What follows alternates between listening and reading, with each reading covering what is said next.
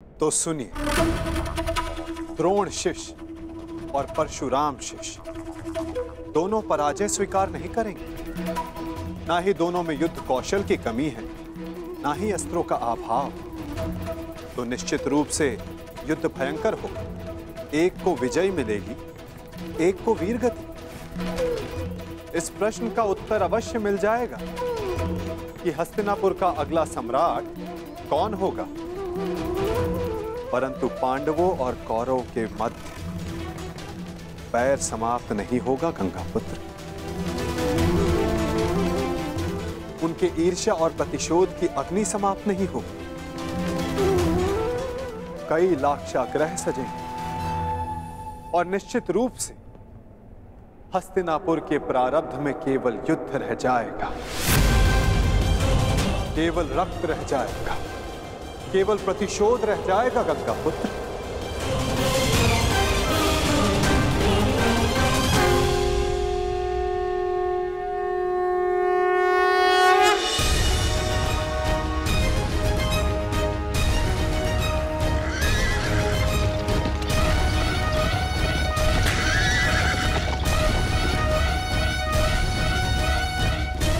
दो योद्धा युद्ध के लिए प्रस्थान कर रहे हैं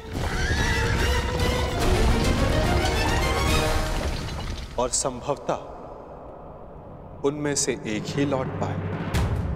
निर्णय आपका है गंगापुत्र।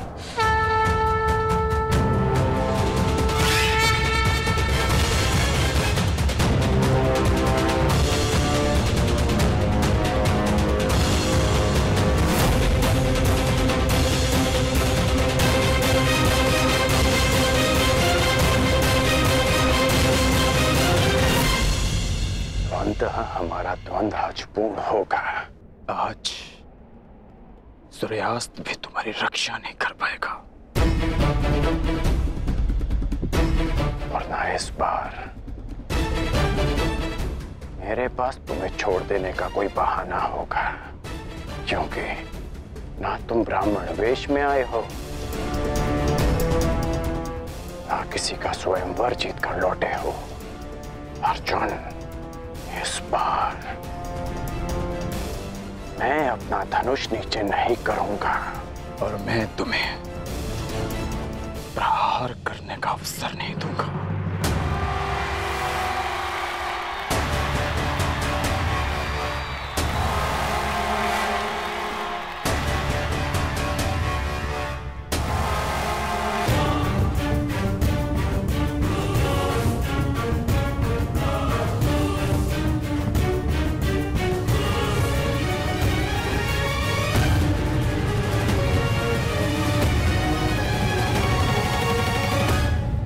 और अर्जुन द्वंद्व के लिए प्रस्तुत है महाराज।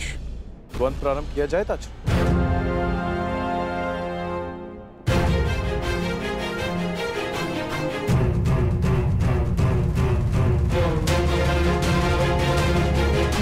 और कोई विकल्प भी तो नहीं। द्वंद्व प्रारंभ हो।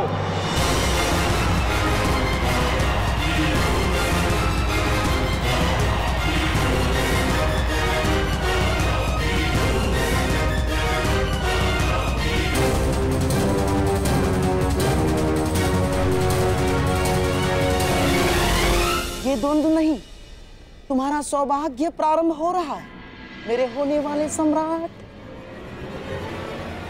हाँ मामाश्री।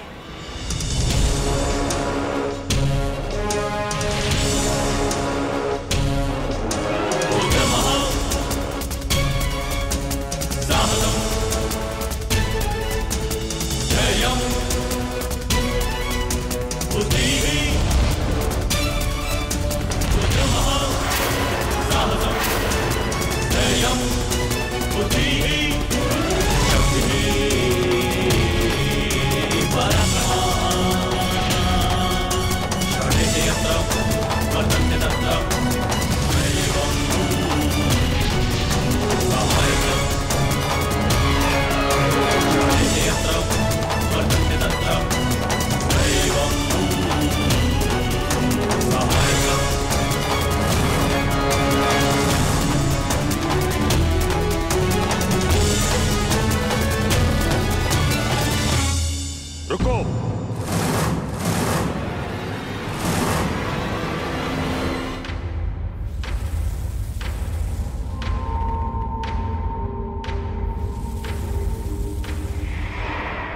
क्या हुआ अर्जुन?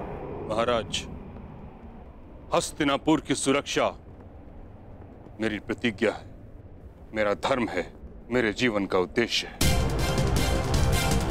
मुझे लगा था कि इस द्वंद्व से हस्तिनापुर का रक्त बहने से बच जाएगा,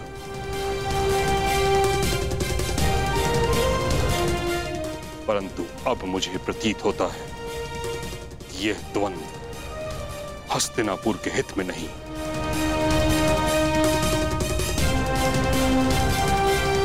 इस कारणवश मैं इस द्वंद्व को समाप्त करने की घोषणा करता हूं।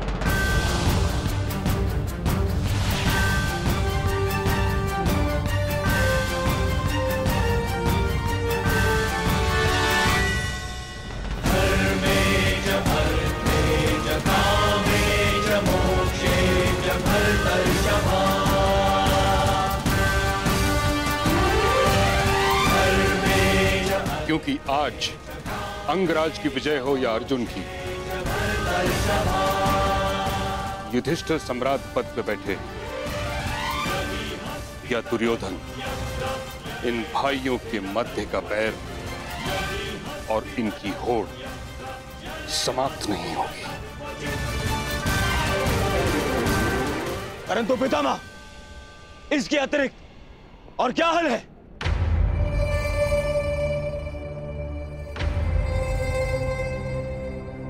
विभाजन, विभाजन, विभाजन।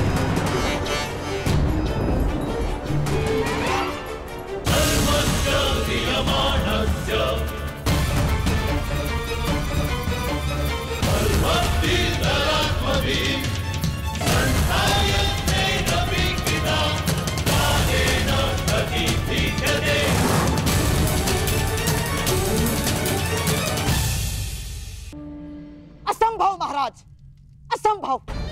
मुझे तो स्वयं के कानों पर विश्वास नहीं हो रहा है। जिन महाबली भीष्म ने हस्तिनापुर के सुरक्षा के लिए प्रतिज्ञा की थी, वही आज विभाजन की बातें करने लगे हैं।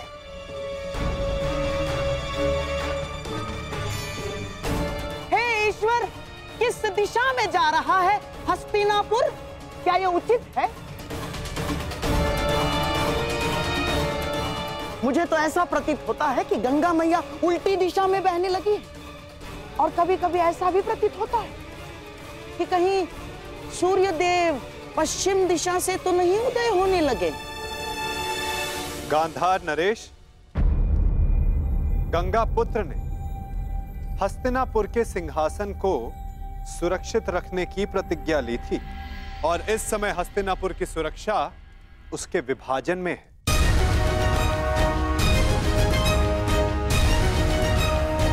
और आप तो कुरुपुत्रों के मामाश्री हैं।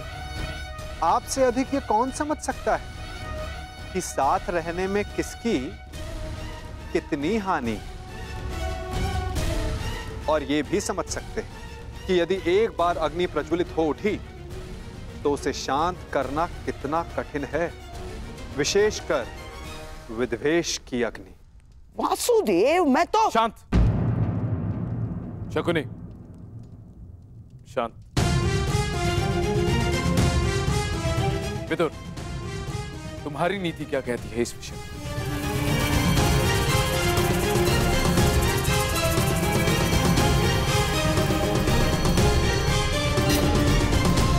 जब साथ रहते विकास अवरुद्ध हो तो विभाजन श्रेष्ठ है। महाराज, विदुर ठीक कह रहे हैं। हमारे हाथ केवल विभाजन का संकल्प है, इसलिए राज्य उचित ढंग से और सामान्य भाग में विभाजित होना चाहिए।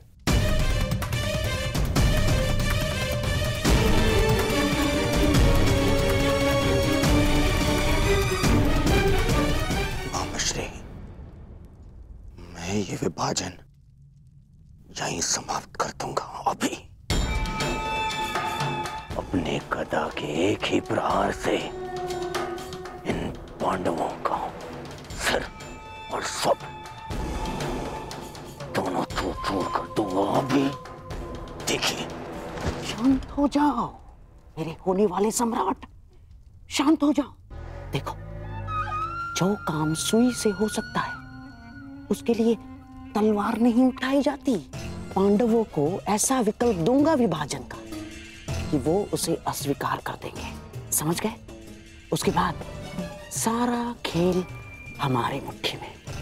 परंतु नहीं, ये समय कृष्ण के और मेरे मध्य बुद्धि युद्ध का है, इसीलिए मुझे ही आगे रहने दो। ठीक है मामाश्री। हाँ, तो ठीक है। यदि दोनों पक्ष विभाजन के लिए प्रस्तुत हैं, तो यही सही। परंतु दाता और याचक, इन दोनों के मध्य एक नियम होता है। जो दे रहा है वो ही चयन करे। तो इसके नाते विभाजन में पांडवों को कौन सी भूमि मिलेगी, इसका विकल्प देने का अधिकार केवल दुर्योधन का है।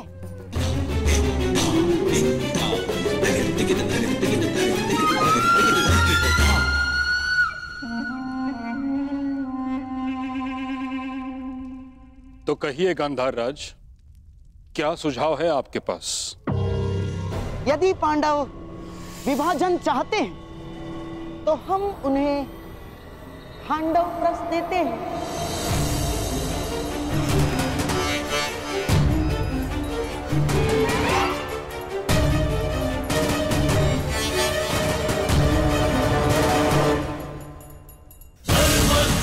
और यदि पांडवों को खांडव प्रस्थ स्वीकार नहीं, तो हमें भी विभाजन स्वीकार नहीं।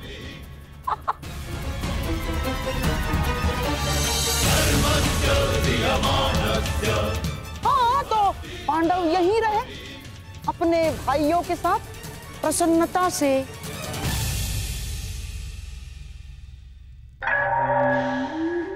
प्रेम से और सेवा से। यह अन्याय है गांधार राज।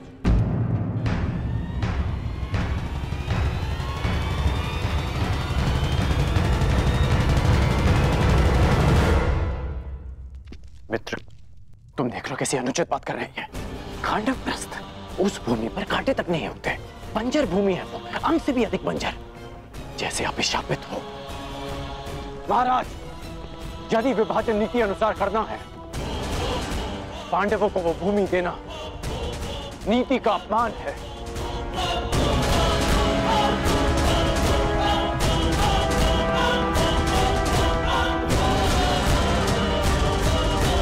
तुम दुर्योधन के मित्र हो या शत्रु, सदैव उसका अहित बोलते हो।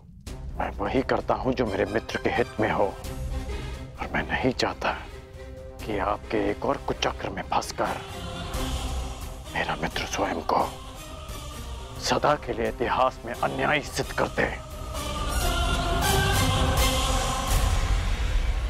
हमें खांडव प्रस्थ नहीं चाहिए, भले ही युद्ध हो जाए।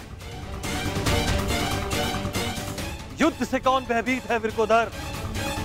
दान में मिले बछड़े के दांत नहीं गिने जाते। क्षत्रिय दान नहीं लेता, युद्ध करके अपना अधिकार प्राप्त करता है। अर्जुन, तुम्हारे बाणों का उत्तर भी है मेरे पास। यदि कुछ चाहिए तो केवल खांडव प्रस्थ ही मिलेगा, अन्यथा कुछ नहीं मिलेगा।